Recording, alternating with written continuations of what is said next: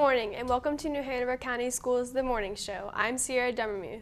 And I'm Dylan Grace. This is the week of January 26th through February 1st. This week our show focuses on poetry. We have a couple of special segments highlighting notable poets.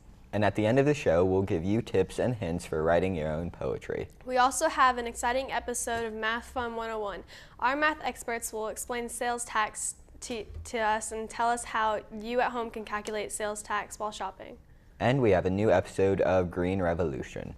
This week, they explore a cave in New Mexico to learn about life and energy. It's going to be a fantastic show, but for now, let's check in with our news anchor, Allie Collins. She is standing by with our first look at your school news headlines. Good morning, Allie. Good morning, Sierra and Dylan, and welcome everyone to your school news here on The Morning Show. Topping the headlines this week, Tony Awards opens the door for students to recognizing educators. Gregory Elementary holds its traditional Martin Luther King Parade, and elementary and middle school students win in the year's Young Authors Contest. I will have all the stories and more coming up later in the show. Thanks, Allie. We get things going today with a staple here in the morning show with a segment we call This Week in History. Our Grandmaster of Historical Knowledge has all the headlines from past times in This Week in History, brought to you by Kinsville News.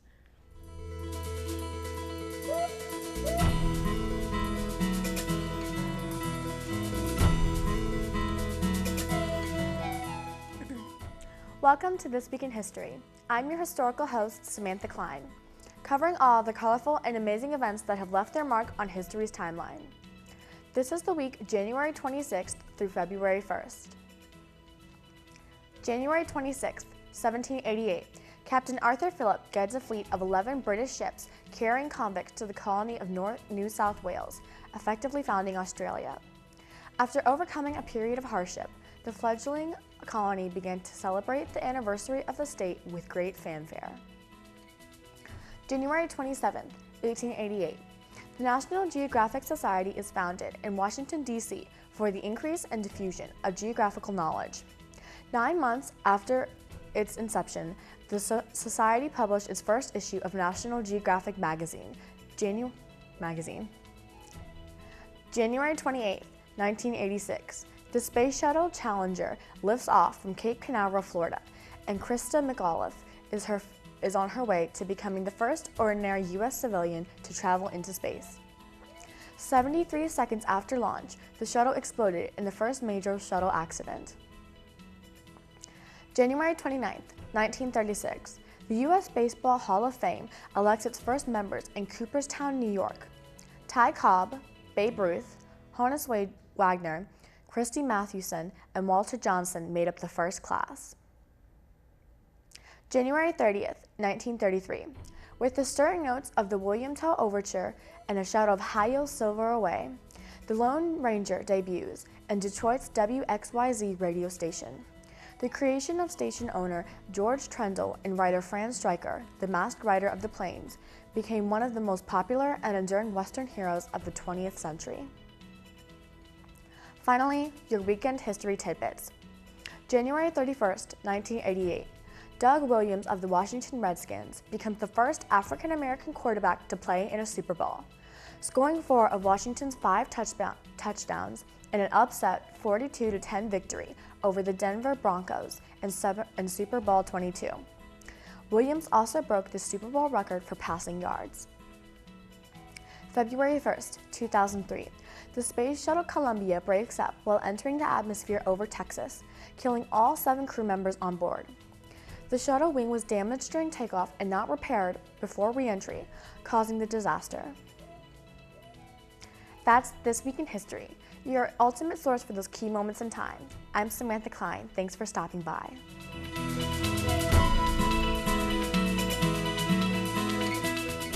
This Week in History is brought to you by Kidsville News, a fun and effective learning resource for children, teachers, and parents.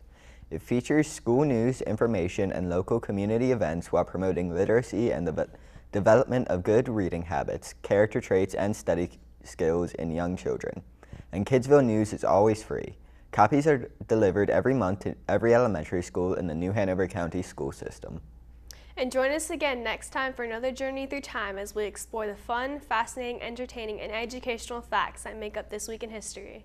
Now don't go away, we'll be right back.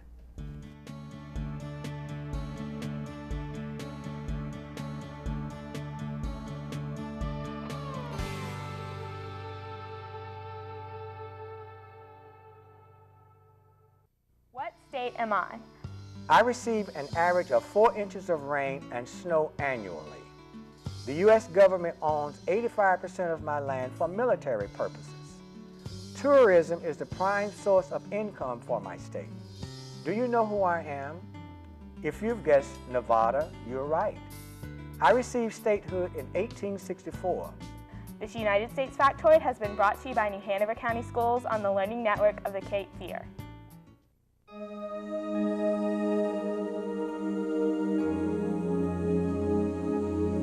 It was the biggest race of the year. And no matter what, I was gonna win.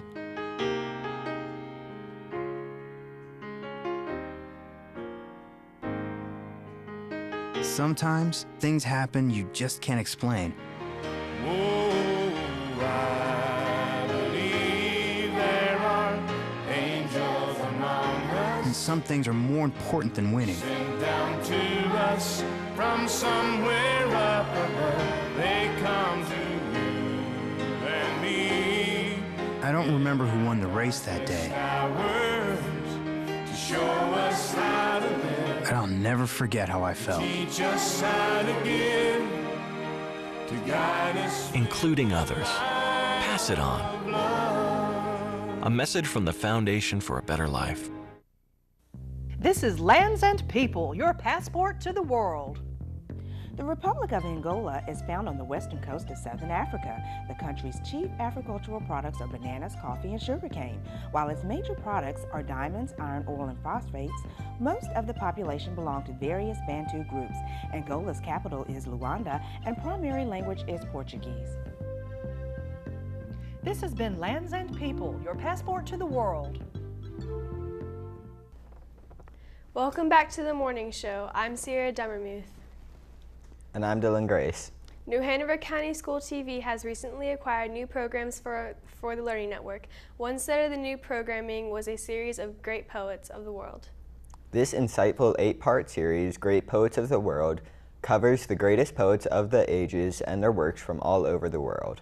It takes viewers on a journey of the evolution of poetry from the earliest poets of Asia to the lyrical and spiritual works of the Middle East poets, to the great poets of the Renaissance and modern Europe, to the long tradition of English poetry, to the emerging poetic literary tradition of North America, and to the avant-garde poets of Spain and South America. Today, here on The Morning Show, we have a special clip from the series to give you a feel for what you will be seeing. The clip takes a look at the poet T.S. Eliot, intellectual giant.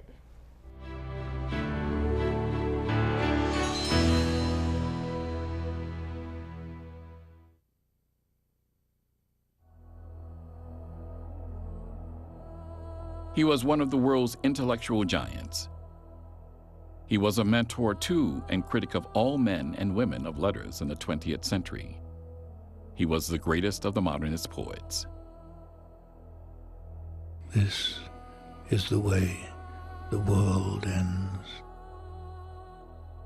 This is the way the world ends. This is the way the world ends. Not with a bang, but a whimper. He was a Christian mystic, an American who chose to live his creative life in Britain. He was T.S. Eliot. Born in 1888 into a wealthy American family, the young Thomas Stearns Eliot grew up looking out over the Mississippi River. He went for a PhD in philosophy at Harvard. Enjoying the privileges of the wealthy, Eliot was keenly aware of the empty social rituals he was participating in. Rituals that were driving him to vacillate internally between sardonic laughter and despair. The struggle with the predicaments of subjectivity found its expression in Eliot's early work, particularly the love song of J. Alfred Prufrock, written at the age of 29. Let us go then, you and I, when the evening is spread out against the sky like a patient etherized upon a table. Let us go through certain half-deserted streets, the muttering retreats, of restless nights in one-night cheap hotels and sawdust restaurants with oyster shells. After Prufrock, everything changed. Eliot, now at Oxford, met fellow American expatriate Ezra Pound, who recognized Eliot's genius and arranged for the publication of Prufrock. At the same time, he decided to stay in England and become a British citizen. However, the next years were hard ones. Eliot, now married, struggled with money, ill health, and intellectual confusion. But out of it came his stunning critique of modernism. The metropolis, the cities of banks, cars, and the dry landscape of rock and sand. His 1922 Wasteland was something new in every way, and a daring risk for Eliot's career and social standing.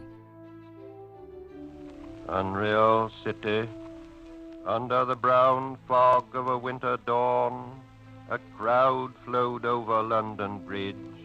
So many I had not thought death had undone so many. Sighs, short and infrequent, were exhaled, and each man fixed his eyes before his feet. The modernist critique was continued 3 years later by perhaps the most famous and profound of all the 20th century poems, The Hollow Men. We are the hollow men, we are the stuffed men, leaning together, headpiece filled with straw, alas.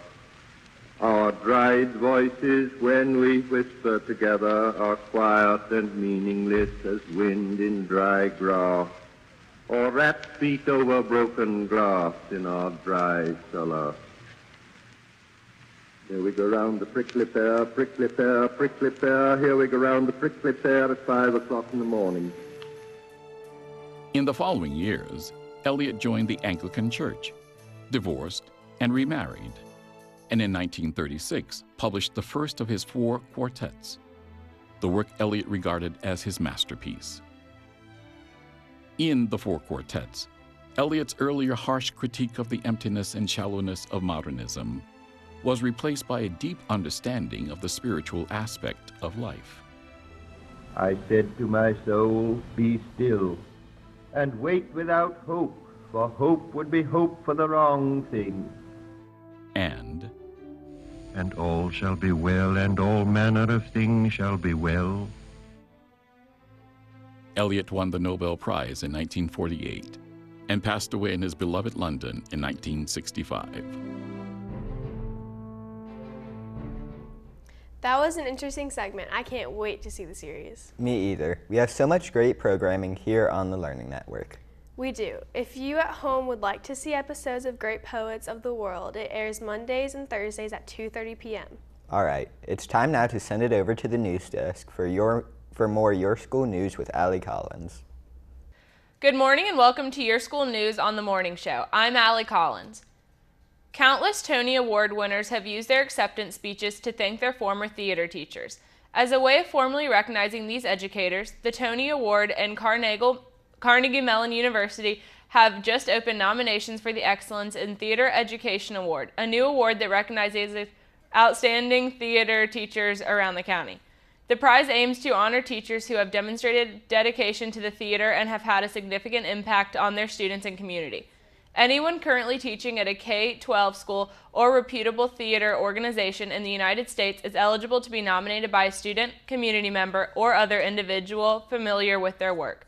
The nomination process is entirely online and must be completed by March 31st. Finalists will be chosen by judges within the theater industry and will receive $1,000 for their school as well as tickets to the Tony Awards in June, including transportation to the lodging in New York and an invitation to the exclusive pre-Tony event.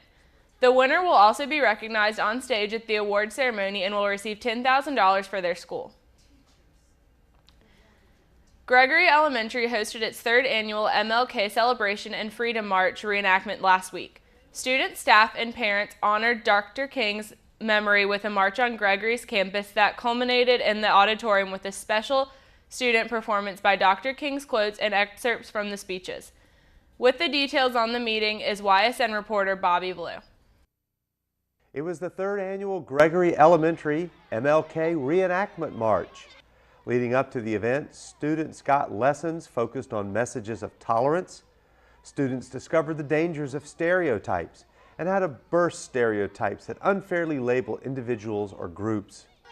Gregory students also took part in activities that reinforced the idea that one can't always judge the quality of a person by his or her appearance. Sometimes people can be appreciated for their differences. This year, Gregory gave the celebration a new twist with a special presentation of quotes and speeches made by Dr. King during his civil rights movement. And we've usually just marched around the premises to kind of reenact what our fathers and grandfathers did for us to get us here. This year, we wanted to do something a little bit different to really make sure the kids didn't just do the motions, but had the feelings of what Dr. King was trying to express, especially nowadays with all the things going around in our country. It was very important to our school and our staff that our kids really understood the words and not just the motions. The well-choreographed event was extremely creative this year and combined quotes and excerpts into an imaginative performance to honor and remember Dr. Martin Luther King. I really liked the first part of my speech, my opening.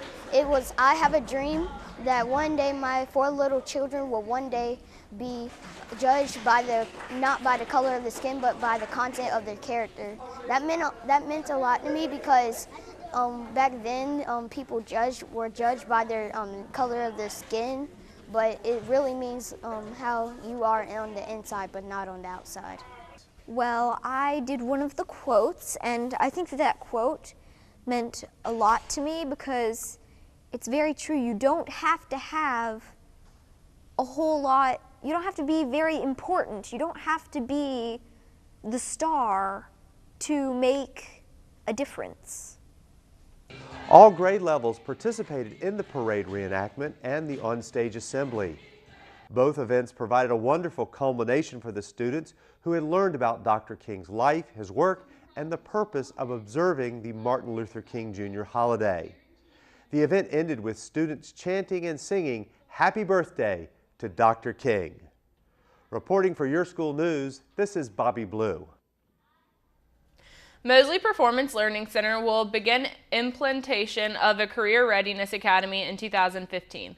The Career Readiness Academy model is designed to increase student achievement and graduation rates, provide relevant job skills and credentials to students, and to increase sustainable partnerships with the local business community. Students that enter into the academy will have the opportunity to have up to 5 industry recognized credentials by the time they graduate.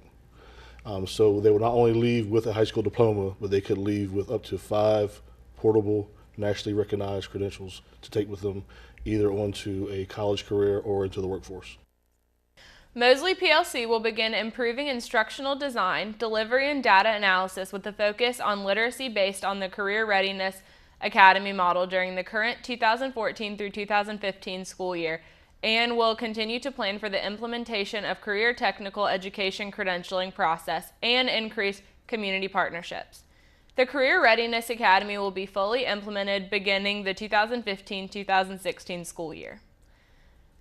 For all of the latest on New Hanover County Schools, join us weekdays at 5:30 p.m. here on Time Warner Cable Channel 5 and Charter Cable Channel 191 for Your School News, a complete half hour of all the latest news and information from New Hanover County Schools. Now back to our hosts. Thanks, Allie. Math Fun 101 is a brief yet very useful math lesson produced in conjunction with and hosted by middle school math coaches and teachers. This segment takes a look at an everyday problem and how to solve it. The segment also gives us a little bit of information we can use to solve similar problems in our own lives.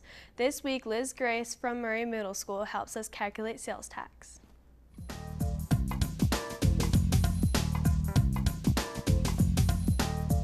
Hi, welcome to Math Fun 101. I'm Liz Grace, math coach at Murray Middle School. Today we have a great word problem to work out. So let's get started.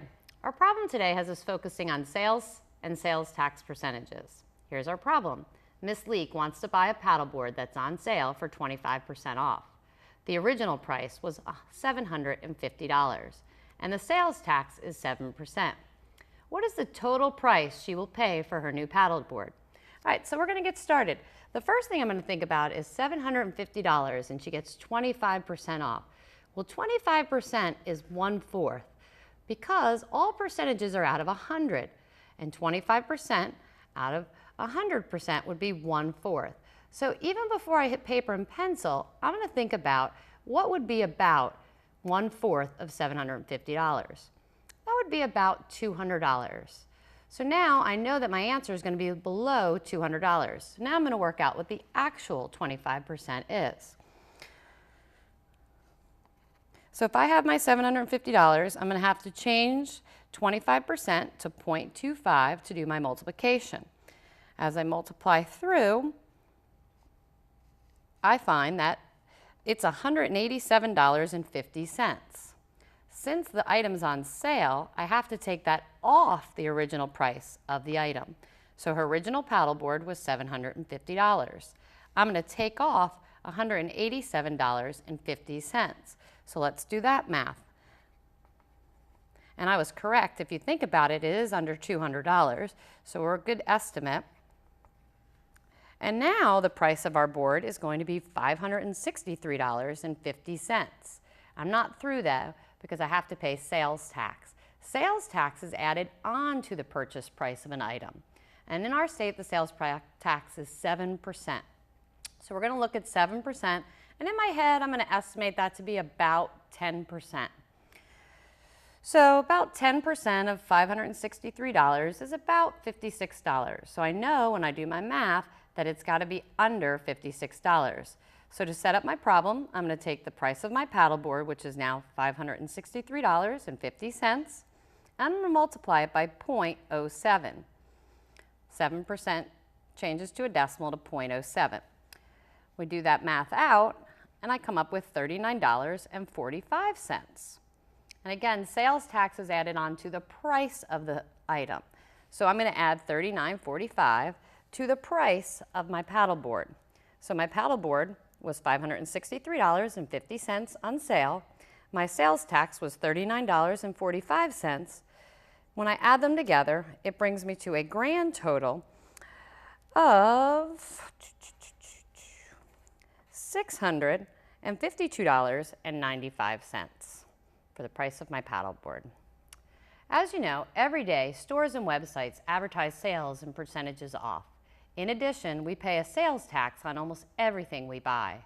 Knowing how to calculate percentages and sales tax will not only allow you to know how much you will actually pay for something, but it will also inform you how much money you are actually saving.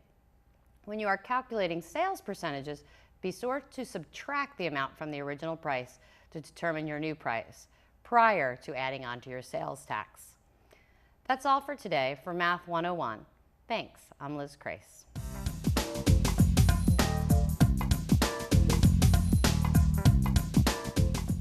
Now don't go away. This rip-roaring edition of the morning show will continue right after this break. But before we go, we have our trivia question of the day.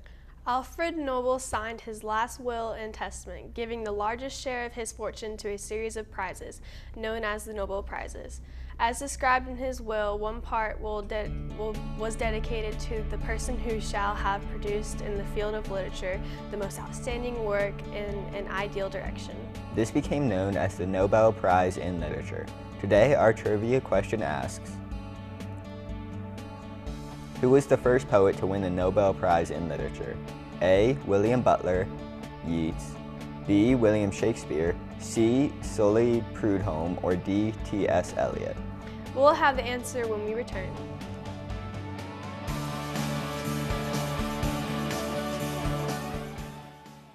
Hey Luis, did you know that your Elmo's plan? Your plan? Yeah, Elmo's mommy said that if Elmo is too sick to go to school, the plan is that Elmo stays with Luis and Maria. Oh yes, we have that plan all in place. Great! You never know when your child will be too sick to go to school. So have a plan ready so your child can stay home and get healthy. Luis is the man, because he's Elmo's plan. The man, because he's Elmo's plan. To learn more about preventing flu, visit flu.gov. History's Timeline, a world of history in 60 seconds. Brought to you by New Hanover County Schools. 43 BC, Caesar's heir Octavian, Mark Antony, and Marcus Lepidus formed the second triumvirate to rule Rome. 37 BC, Mark Antony takes Cleopatra as his second wife. 32 BC, Octavian declares war on Antony and Cleopatra. 31 BC, Antony and Cleopatra's fleet is defeated by Rome. 30 BC, Octavian declares Egypt a Roman province. Antony and Cleopatra commit suicide. This has been History's Timeline, an educational snapshot of the fascinating people, places, and events that have shaped our past.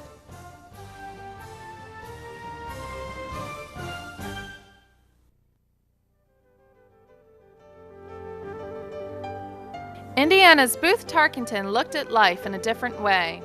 Tarkington's Willie Baxter is amusing as he woos Lola Pratt in 17. In his more serious works, The Turmoil and The Magnificent Ambersons, Tarkington showed the effect of industrial growth on residents of quiet, pleasant cities. This background in literature has been brought to you by New Hanover County Schools. Welcome back to the morning show. I'm Sierra Demuth and my co-host is Dylan Grace. Poetry takes center stage on our show today, and before the break we asked our trivia question of the week. The trivia question asked, who was the first poet to win the Nobel Peace Prize in Literature? A. William Butler Yeats, B. William Shakespeare, C. Shelley Prudhomme, or D. T.S. Eliot? And the correct answer is C. Shelley Prudhomme. The very first Nobel Prize in literature was awarded in 1901 to the French poet and philosopher Shelley Prudhomme. One of his most famous works was authoring stanzas and poems in 1865. The Nobel Prize in Literature has been awarded 107 times to 111 Nobel laureates between 1901 and 2014. 33 of those times it was awarded to a poet. The last poet to win one was Thomas Transtromer in 2011. No one has been awarded the Nobel Prize in Literature more than once. Shifting gears now, we feature an edition of the award-winning Green Revolution. This series takes a look at the new ways science and technology can provide the necessary foundation for our future in a world powered by clean energy. A trip to Snowy River, a bright white crystalline formation found deep within Fort Stanton Cave in New Mexico, reveals a lot about life and energy in unexpected places. Host Lisa Van Pay meets Diana Northup and Monica Moya, researchers who study life in caves.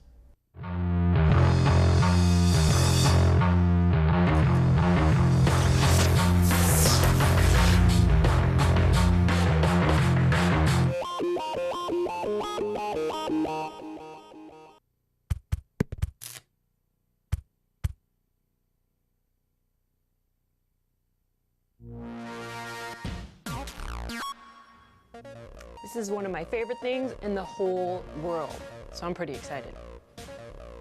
So, we're gonna need some tools. Not just samples and test tubes, ideas are tools too. And we're gonna need a place to do all this stuff. People usually think science happens in a lab. Well, that's true. But what is a lab, really? How about this? Or this? Is this a lab? What about here? Or what about deep underground? Smells like science! So we've got a place to ask questions and a way to answer them. What now? Well, it turns out the order of things is pretty important. Because each step builds on and works with the previous ones. That's science.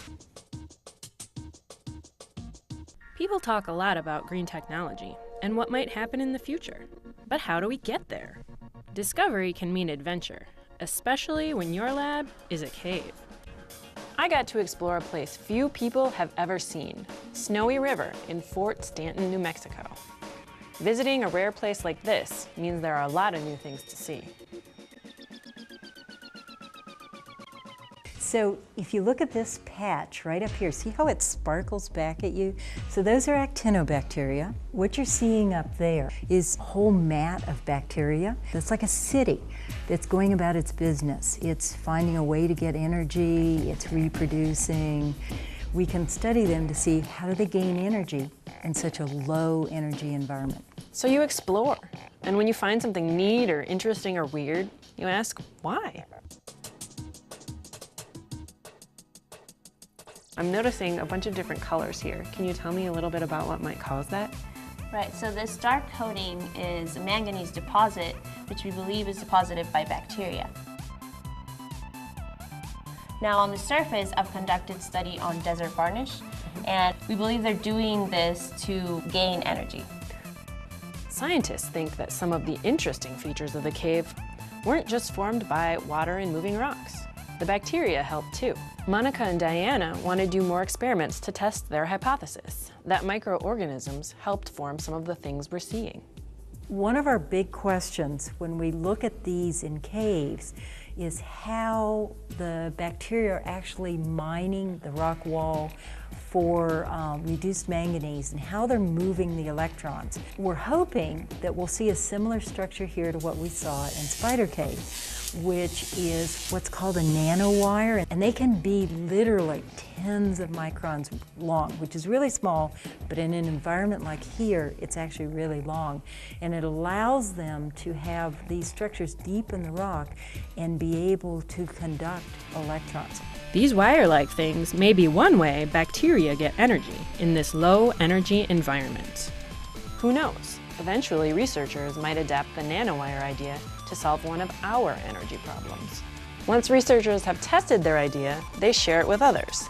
Then they get to do their second favorite thing, argue about science.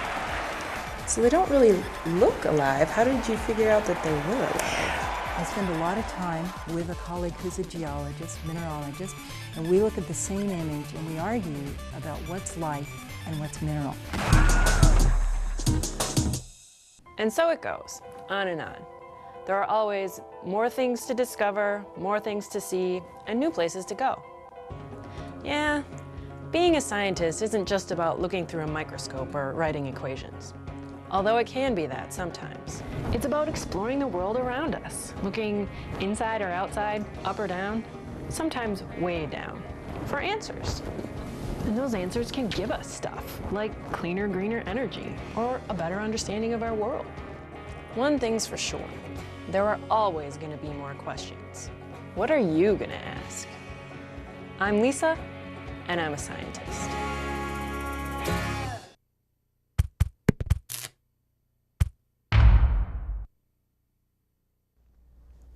Now, if you'd like to watch this video again or learn more about discovering energy, you can visit the website www.nsf.gov/greenrevolution. All right, it's time now for this week's lunch menu. This is the menu for Monday, January 26th through Monday, February 2nd. On Monday, January 26th, shake off those Monday morning blues at lunch with your choice of chicken Alfredo with a breadstick, French bread pizza, or deluxe chicken sandwich. Finish the meal off with garden peas, glazed sweet potatoes, a garden salad, and appetizing mixed fruit. Then, on Tuesday, January 27th, satisfy your need to feed with spaghetti and meatballs with a breadstick, chicken cheesesteak, or a mouth-watering cheeseburger. On the side are lima beans, garden salad, and fresh fruit. On Wednesday, January 28th, battle your midday hunger and chow down on barbecue chicken with a roll, cheesy breadsticks, or popcorn chicken with a roll. Don't leave the lunch line until you have heaped on the pasta salad, a sweet potato, a garden salad, and diced peaches. On Thursday, January 29th, sit down for a wonderful meal of either a turkey club sandwich, egg rolls with fried rice, or a meatball hoagie. Side items include oriental vegetables, garden salad, and fresh fruit. Then on Friday, January 30th, dive into lunch with fish nuggets or eat like a land lover with macaroni and cheese or nachos grande. While you're in the lunch line, don't forget a roll of cornbread muffin, tomato and cucumber salad, a garden salad, and applesauce. Finally, on Monday, February 2nd, sit down for a wonderful meal of either chicken pot pie, delicious corn puppies, or a chicken filet sandwich. As you're enjoying the entrees, also take pleasure in the side items of sweet potato waffle fries, spiced apples, and a garden salad. And there you have the lunch menu for the week. Don't forget, you can also start your day off with a healthy and hearty breakfast at school. While we are talking about food, it's time for our segment, Food Facts. And this future specialist from the New Hanover County Child Nutrition Office join us with important information for living healthy and happy lives. This week, Melissa Davis tells us all about antioxidants and why we need them.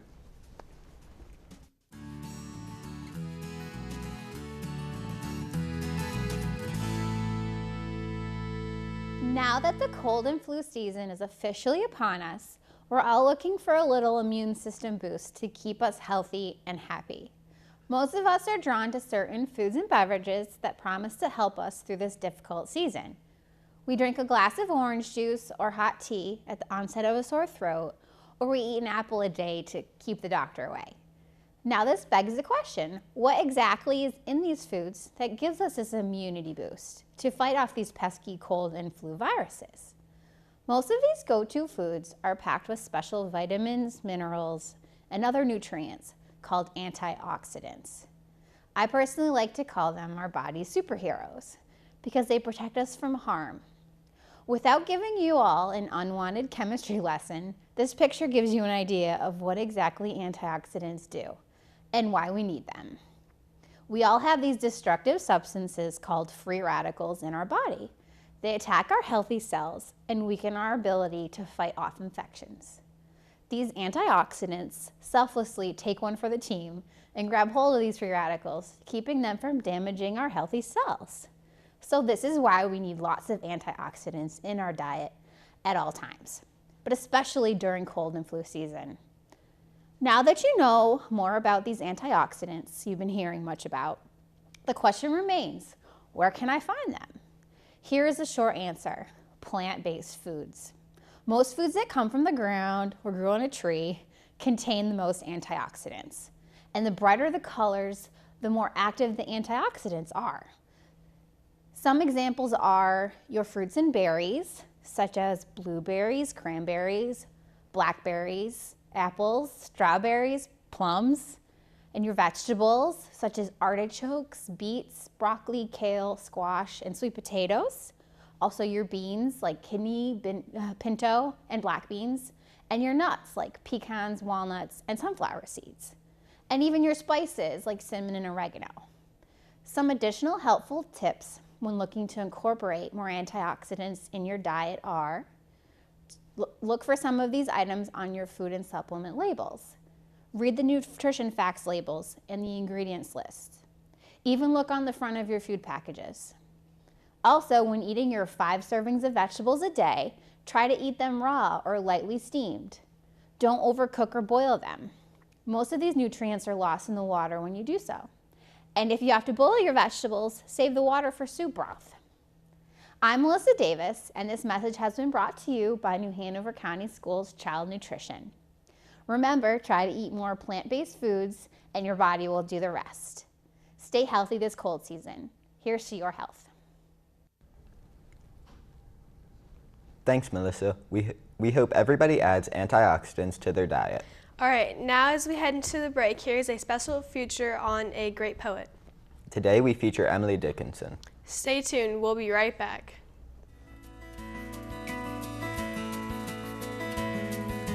Emily Dickinson was born in Amherst, Massachusetts in 1830. She attended Mount Holk Female Seminary in South Hadley, but severe homesickness led her to return home after 1 year. Throughout her life, she seldom left her house, and visitors were scarce. The people with whom she did come in contact, however, had an enormous impact on her thoughts and poetry. She was particularly stirred by the Reverend Charles Wadsworth, whom she met on a trip to Philadelphia. He left for the West Coast shortly after a visit to her home in 1860, and some critics believe his departure gave rise to the heart-sick flow of verse from Dickinson in the years that followed. While it is certain that he was an important figure in her life, it is not certain that this was in the capacity of romantic love. She called him my closest earthly friend. By the 1860s, Dickinson lived in almost total physical isolation from the outside world, but actively maintained many correspondences and read widely. She spent a great deal of this time with her family. Dickinson's younger sister also lived at home for her entire life in similar isolation. The sisters were not only family, but intellectual companions during their lifetime. Dickinson's poetry reflects her loneliness, and the speakers of her poems generally live in a state of want. But her poems are also marked by the intimate recollection of inspirational moments, which are decidedly life-giving and suggest the possibility of happiness. Her work was greatly influenced by the metaphysical poets of 17th century England, as well as her reading of the Book of Revelation and her upbringing in a Puritan New England town, which encouraged a Calvinistic, Orthodox, and conservative approach to Christianity. While Dickinson was extremely prolific as a poet and regularly enclosed poems and letters to friends, she was not publicly recognized during her lifetime. The first volume of her work was published after her death in 1890 and the last in 1955. She died in Amherst in 1886.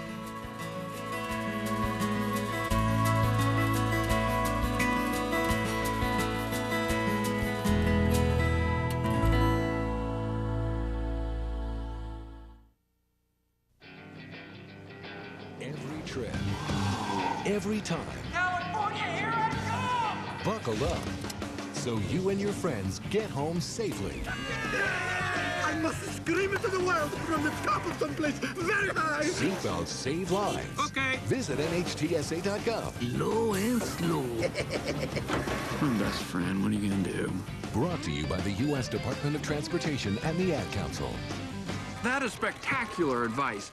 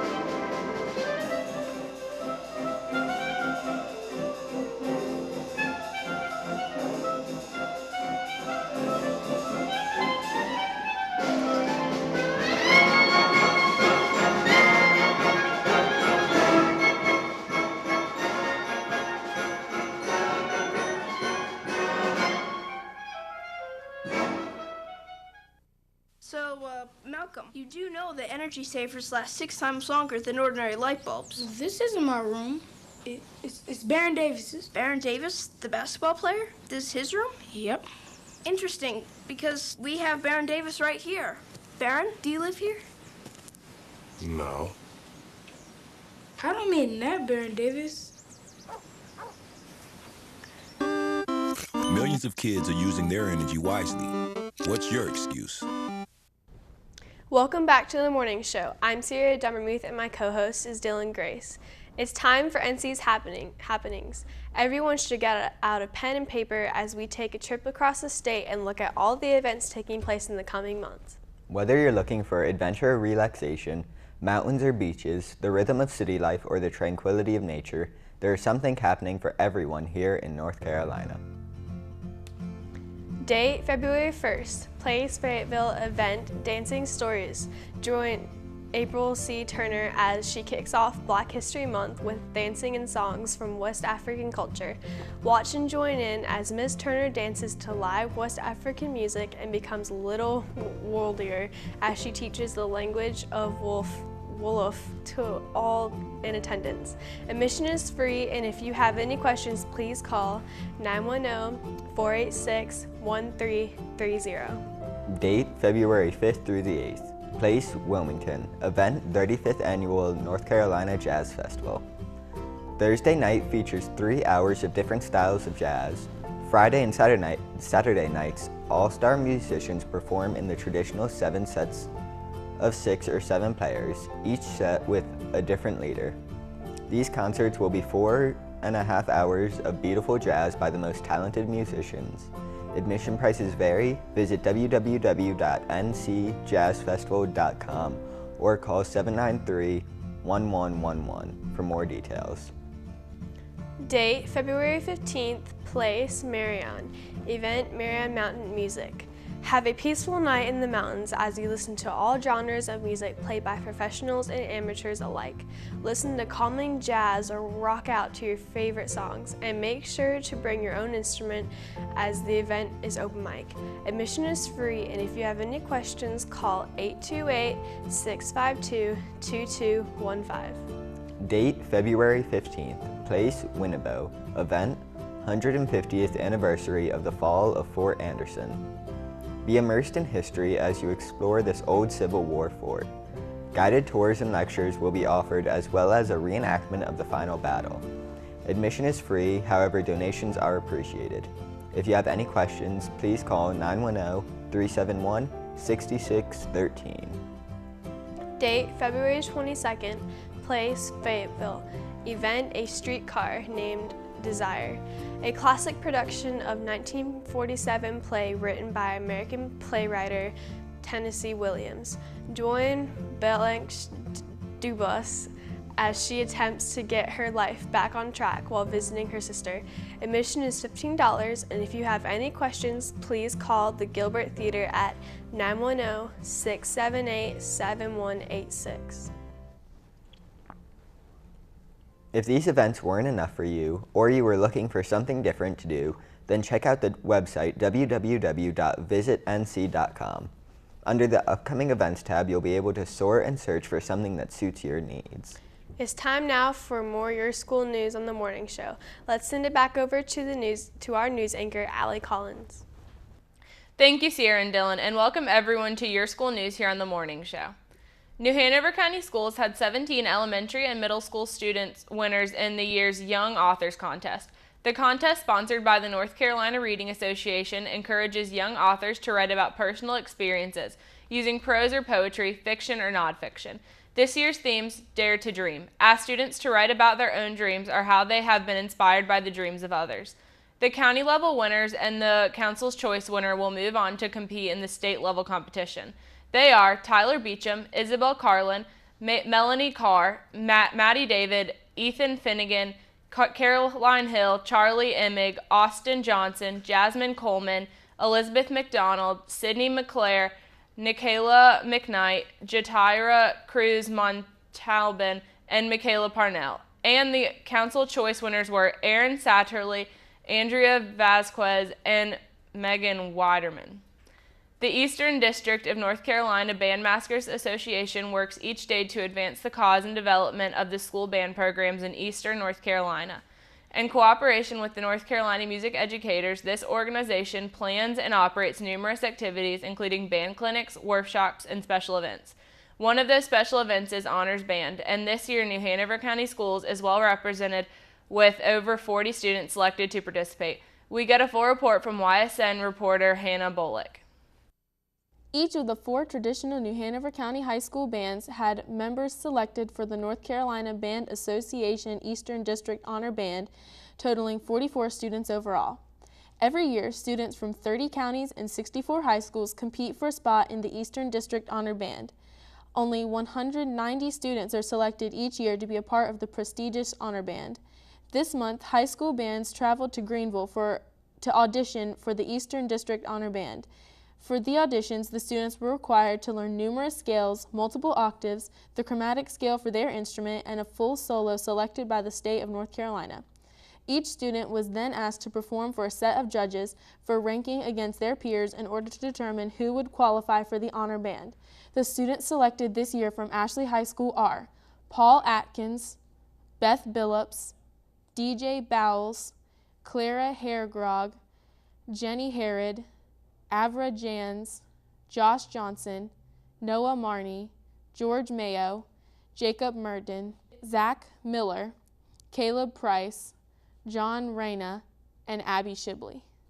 Students selected for the North Carolina Band Association Eastern District Honor Band from Hoggard High School are Constance Chadwick, Jacob Hardson, Lauren Iametio, Ivan Linnett, Zach Pakonevich, Tyler Reed, Dylan Whaley.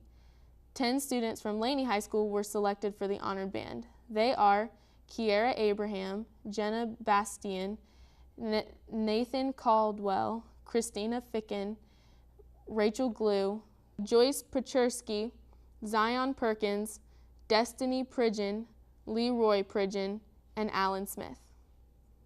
Finally, honor band members from New Hanover High School are Ellis Ackerman, Matthew Bowerman, Shannon Bowerman, Drew Cummings, Carolina Jones, Thomas Lee, Rachel McCoy, Cliff Poland, Pashawn Sellers, Ariana Chenette, Bradley Terrell, Henry Tillery, and Ben Woodcock. These select students will travel to East Carolina University in Greenville on February 6th to rehearse with other members of the All-District Band. They will spend 2 intense days rehearsing and will perform a concert on Saturday, February 7th, 2015 in the Wright Auditorium on the ECU campus at 5:30 p.m. The concert is free and open to the public. Reporting for Your School News, this is Hannah Bolick. Parsley students are working with clay this month in Miss Slode's art class. Prior to starting their creature figures, the Parsley 5th graders were exposed to pictures of public sculpture and examples of 3D artwork.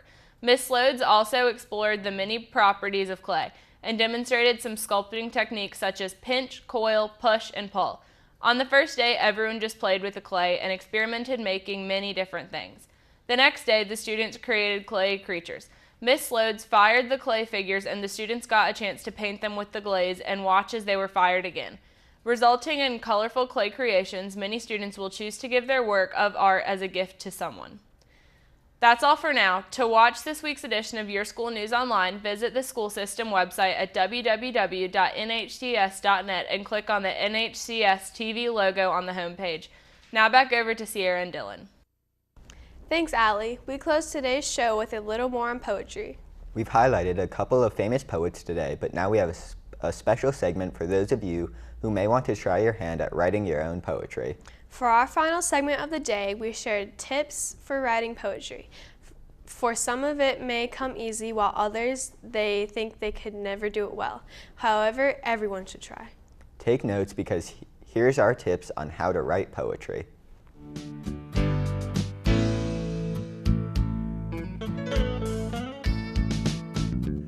Writing poetry is not often something people think about doing, especially in this age where movies are such a popular method of storytelling. However, taking time to try your hand at writing a poem can be very rewarding and satisfying. The great thing about poetry is it reflects the uniqueness of the author. Simply put, no one is like you. Expressing yourself through poetry is a great way to share who you are and how you feel. You may ask yourself, how do I start? Here are a few tips to get you going. Begin by giving your poem a theme. Think about the message you want to share with your audience and create your theme from that. Themes give something that people can take away from reading your poem. It also gives them a good, easy impression on what the poem is about. Try to keep your theme a clear and understandable idea. Our next tip, paint a picture with words. Instead of a boring description of someone or something, use intense adjectives of colors and shapes. And don't be minimal. Be very detailed in descriptions, metaphors, and personifications, if possible. Here's an example. Instead of, the big man jumped, try, the man, as large as a house, bent his knees and flew from the ground like a rocket. Have fun with the words as you paint your picture. Here's a quick tip. Don't use cliches. Overusing phrases that we've all heard over and over and over again can be pretty boring. Instead, think of new and interesting ways to tell a story or describe something you are feeling. How can you come up with those new words and avoid those cliches? Simple. Our next tip has the answer. Use a dictionary.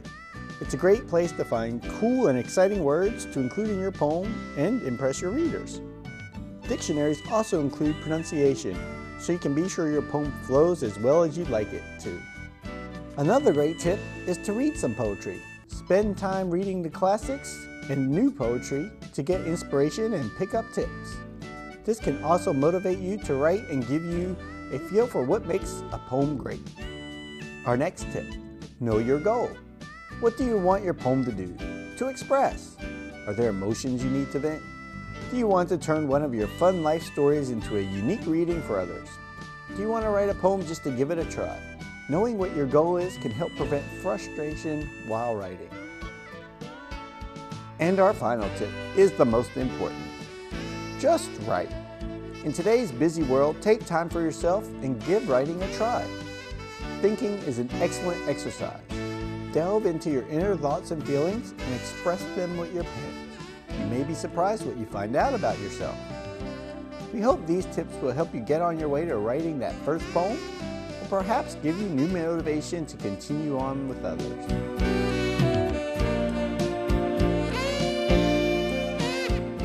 If you decide to try and write poetry, and you should, be sure to enjoy it and have fun. The great thing is, there is no wrong way to do it. We hope you are inspired and excited, and remember, Great Poets of the World airs Mondays and Thursdays at 2:30 p.m. Well, that does it for this edition of The Morning Show. Remember, for the best TV of all, each and every day, keep it tuned in right here for New Hanover County Schools TV on the Learning Network of the Cape Fear. Have a great day. And a wonderful week.